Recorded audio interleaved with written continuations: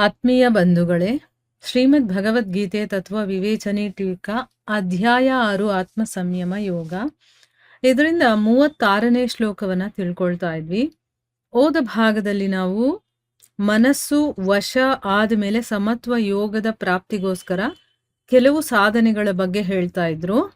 ಅದರಲ್ಲಿ ಓದ ಭಾಗದಲ್ಲಿ ರಾಮ, ಕೃಷ್ಣ, ಶಿವ ಯಾವುದೇ ಒಂದು ಸ್ವರೂಪವನ್ನ ಅದೇ ಎಲ್ಲಕ್ಕಿಂತ ನನಗೆ ಹೆಚ್ಚು, ಅವನು ಸರ್ವಾಂತರ್ಯಾಮಿ, ಸರ್ವವ್ಯಾಪಿ, ಸರ್ವಜ್ಞ, ಸರ್ವಶಕ್ತಿವಂತ, ಪರಮದಯಾಳು ಅಂತೆಲ್ಲ ತಿಳ್ಕೊಂಡು ಆ ಪರಮ ಪುರುಷ ಇದನ್ನಲ್ಲ, ಅವನದೇ ಇದೆಲ್ಲ ಸ್ವರೂಪಗಳು ಅಂತ ತಿಳ್ಕೊಂಡು ತನ್ನ ಇಚ್ಛೆ ಅಂದ್ರೆ ನನಗೆ ಯಾವುದರಲ್ಲಿ ಆಸಕ್ತಿ ಇದೆಯೋ ಅಥವಾ ರುಚಿ ಇದೆಯೋ ಅಂಥ ಒಂದು ದೇವರ ಚಿತ್ರಪಟವನ್ನ ಅಥವಾ ಪ್ರತಿಮೆಯನ್ನ ಅಥವಾ ಮನಸ್ಸಿನಲ್ಲಿ ಆ ಒಂದು ರೂಪವನ್ನ ಇಟ್ಕೊಂಡು ಭಗವಂತನಿಗೆ ಶ್ರದ್ಧೆ ಭಕ್ತಿಯಿಂದ ನಾವು ನಿರಂತರವಾಗಿ ಅವನಲ್ಲೇ ಮನಸ್ಸನ್ನ ತೊಡಗಿಸೋದಿದೆಯಲ್ಲ ಅದು, ಮತ್ತೆ ಪತ್ರ ಪುಷ್ಪಗಳಿಂದ ಬೇರೆ ಬೇರೆ ರೀತಿಯಲ್ಲಿ ಭಗವಂತನ ಸೇವೆ ಮಾಡೋದು ಮತ್ತೆ ಅವನ ನಾಮಸ್ಮರಣೆ ಮಾಡೋದು, ಅದು ಒಂದು ಸಾಧನೆ ಅಂತ ತಿಳ್ಕೊಂಡ್ವಿ. ಮತ್ತೆ ಸಿದ್ಧಿ ಮತ್ತೆ ಅಸಿದ್ಧಿಗಳನ್ನ ಸಮಭಾವದಲ್ಲಿ ಇಟ್ಕೊಂಡು ಆಸಕ್ತಿ ಆಮೇಲೆ ಫಲದ ಇಚ್ಛೆಯನ್ನ ತ್ಯಾಗ ಮಾಡಿ ಶಾಸ್ತ್ರವಿಹಿತ ಕರ್ತವ್ಯ ಕರ್ಮಗಳನ್ನ ಆಚರಣೆ ಮಾಡೋದು,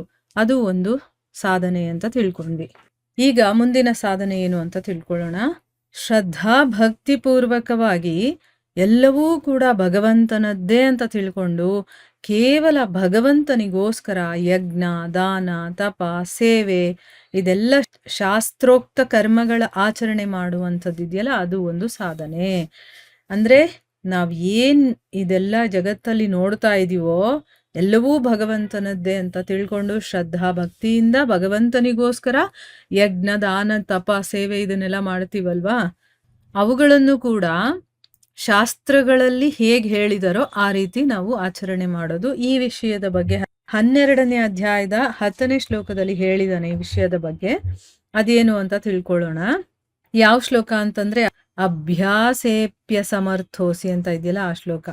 ಅದ್ರಲ್ಲಿ ಏನು ಹೇಳಿದಾನೆ, ಒಂದು ವೇಳೆ ಅಭ್ಯಾಸದಲ್ಲೂ ಕೂಡ ಅಸಮರ್ಥನಾಗಿದ್ರೆ ಕೇವಲ ನನಗೋಸ್ಕರ ನೀನು ಕರ್ಮ ಮಾಡೋದಕ್ಕೋಸ್ಕರ ಪರಾಯಣನಾಗು. ನಿನಗೆ ಅಭ್ಯಾಸನೂ ಮಾಡೋದಕ್ಕಾಗೋದಿಲ್ವಾ, ಆಯ್ತು ನನಗೋಸ್ಕರ ನೀನು ಕೆಲಸ ಮಾಡು. ಬರೀ ನಂಗೆ ಕೆಲಸ ಮಾಡೋದಕ್ಕಾಗುತ್ತಪ್ಪ, ಬೇರೆ ಇನ್ನೇನು ಅಭ್ಯಾಸ ಮಾಡೋದಕ್ಕೂ ಆಗೋದಿಲ್ಲ ಅಂತಂದ್ರೆ ನೀನ್ ನನಗೋಸ್ಕರ ಕೆಲಸಗಳನ್ನ ಮಾಡು.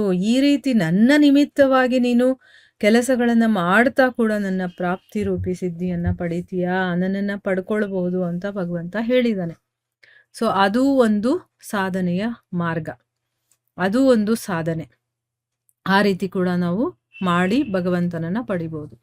ಇನ್ನು ಕೊನೆಯದು ಇಲ್ಲಿ ಹೇಳ್ತಾ ಇರೋದೇನು ಅಂತಂದ್ರೆ ಎಲ್ಲ ಕರ್ಮಗಳನ್ನು ಅವನು ಏನೇನು ಕೆಲಸಗಳನ್ನೆಲ್ಲ ಮಾಡ್ತಾನೋ ಅದನ್ನ ಮತ್ತೆ ತನ್ನನ್ನ ತಾನು ಭಗವಂತನಿಗೆ ಅರ್ಪಿಸ್ಕೊಂಡು ಮಮತೆ ಮತ್ತೆ ಆಸಕ್ತಿಯಿಂದ ರಹಿತನಾಗಿ, ಅವನಲ್ಲಿ ಮಮತೆನೂ ಇರಲ್ಲ ಆಸಕ್ತಿನೂ ಇರಲ್ಲ, ಆ ರೀತಿ ನಿರಂತರ ಭಗವಂತನ ಸ್ಮರಣೆಯನ್ನ ಮಾಡ್ತಾ ಸೂತ್ರದ ಬೊಂಬೆಯ ಹಾಗೆ.